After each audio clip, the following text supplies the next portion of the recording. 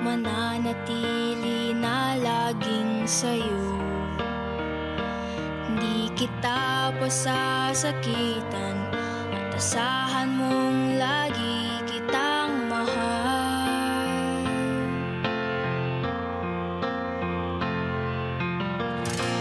Ikaw kailan pa man, pag-ibig ko para sa'yo'y ganyan. Umulan man o umaraw, iibigin ko ay lagi nang ikaw. Awit ng puso ko ay ang pag-ibig mo, pag-ibig ko sa'yo ay di magbabago. Ikaw ang ilaw sa mga pangarap ko, at sana'y ikaw lang at ako.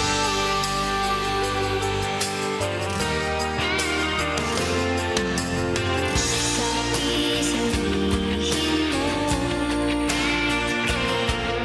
sakali at mayroong pagtatanong,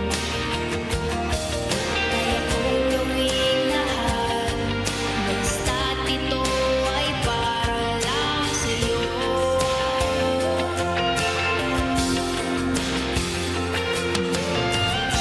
Ikaw kailan pa man,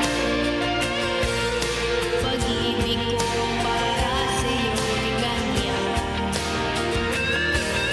Umulan man o umaraw, iibigin ko ay lagi nang ikaw.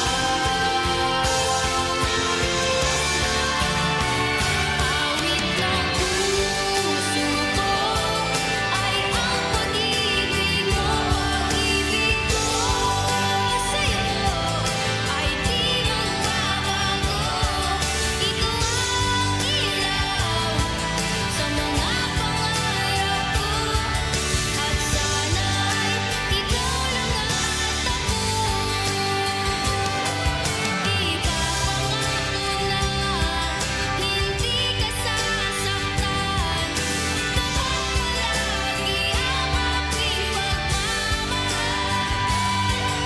Ako'y iyong-iyo, hanggang kailan pa man, ang iibigin ko'y laging ikaw. Awit ng puso ko ay ang pag-ibig mo, pag-ibig ko sa'yo ay di magbabago. Ikaw ang ilaw sa mga pangarap ko, at sana'y ikaw lang ako.